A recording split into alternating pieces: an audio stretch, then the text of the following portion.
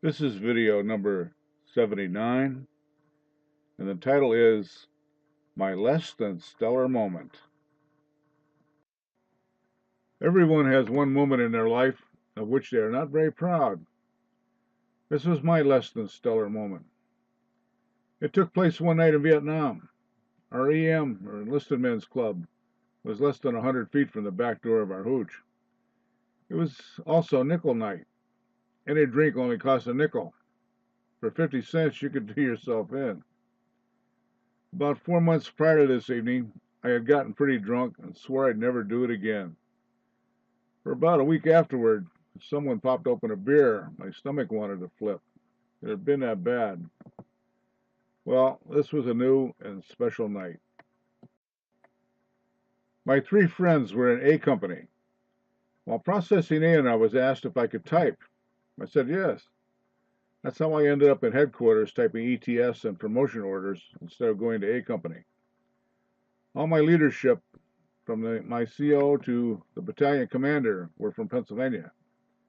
I went to the colonel and received permission to work in the A Company motor pool with my friends whenever I was caught up with my orders for the day. My three friends were Greg Dixon from Delaware, Keith Boffman from Massachusetts, and Bob Aslan from Florida. We had trained together at Fort Belvoir for almost a year. We were all depot level heavy equipment mechanics, total teardown and rebuild. I made that request in order to keep my skills up. Well, this particular evening, the guys came over to get me to go to the EM club with them. It was Keith's birthday. I told him I would go, but I was only going to drink Coke. That was the plan anyway. So much for best laid plans. I had one plain Coke, and then someone bought a round and got me a rum and Coke. It went down just fine, so I had another. Then I had a glass of scotch. For some reason, I had acquired a taste for scotch. I really liked it. Well, we were sitting at a table, and for some reason, we moved to the bar. It was a good night. We sang happy birthday to Keith and told a bunch of jokes and had some fun.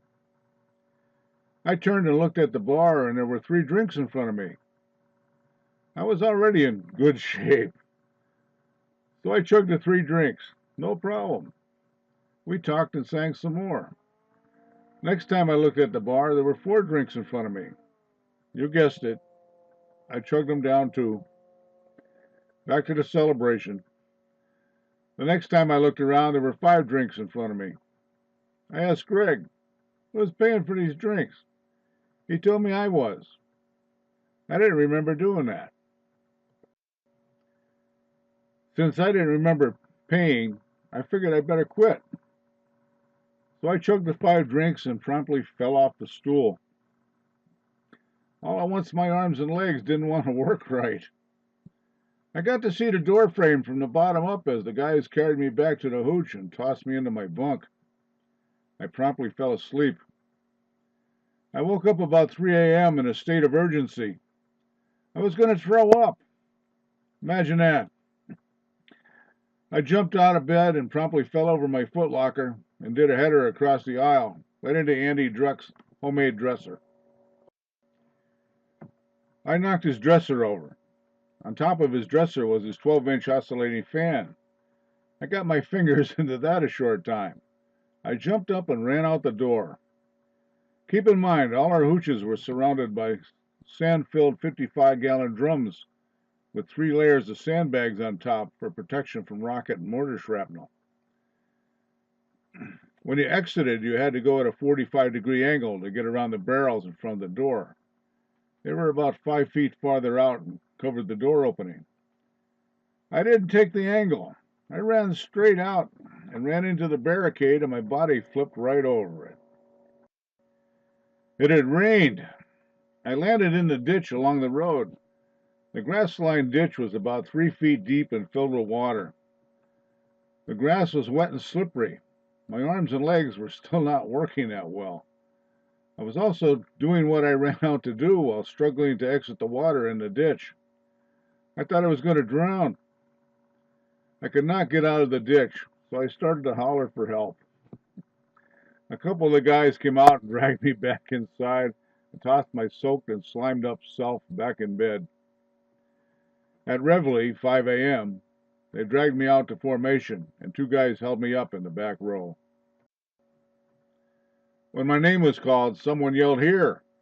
It wasn't me. We were dismissed for breakfast. The guys threw me back in my bunk. Work call was a repeat. They dragged me out, held me up in the back row, and someone yelled, "Here!" when my name was called. The only difference now, they dragged me to work. The office was only about 250 feet or so down the road on the other side. They dragged me in the building and deposited my sorry butt in the corner. I sat there Indian style with my head on my ankles and was now suffering the dry heaves. I wanted to die right there.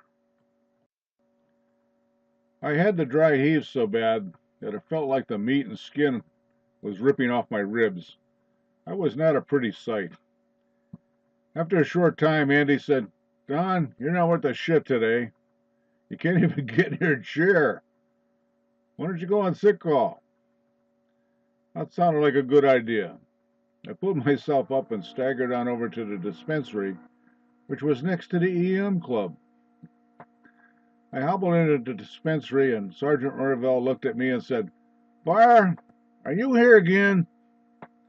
You have the battalion record for bed rest for being drunk." It then occurred to me that that was not such a good thing. I had the cure last time and knew what was coming. They gave you something called a GG shot. It was clear and about the consistency of Carol's syrup. They gave a shot in the butt and left a lump about the size of a golf ball. It really smarted for a while. With having the dry heaves so bad, I was sure I had brought up everything but my toenails. I was wrong. When Orville put that thermometer in my mouth, I found one last scotch somewhere. It came up and out and impacted Orville's shirt around the third button. I heard, "Fire, you son of a bitch!" Sergeant Orville told me to lay on the cot. I loosened my belt and laid down and scooted the back of my pants down, exposing my butt. I swear he threw that needle from across the room. He slammed it in so hard I thought it was nailed to the floor. Then to top that off, I'm sure he used his foot to push in the plunger. God, it hurt. It didn't feel like a golf ball this time. It was more like a softball. Man, oh man, did that hurt. I went back to the hooch and laid on my stomach and slept all day, all night, and awoke the next morning feeling pretty good, except for really sore ribs, of course. The softball in my butt had disappeared, too. A few days later, the company clerk came over to battalion and told me that the first sergeant wanted to see me. So I headed over to the company office and reported to the first sergeant.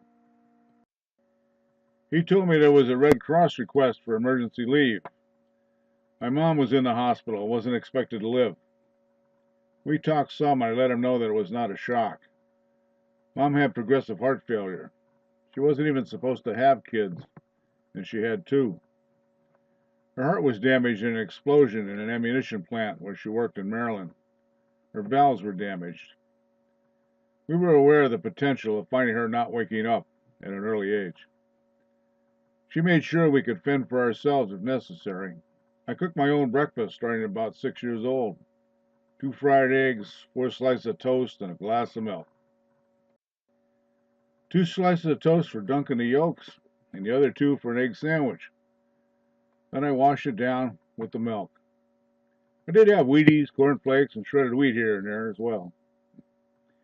It wasn't long and I could cook pasta, chili, heat soup, hot dogs, other things. I've been cooking a long time. So the first sergeant gave me a voucher for finance for $200 travel pay, and then I went to pack some clothes. I could not find my little hat that opened like an envelope. We didn't call it that, but I won't use that description here. I went to see Greg to borrow his hat.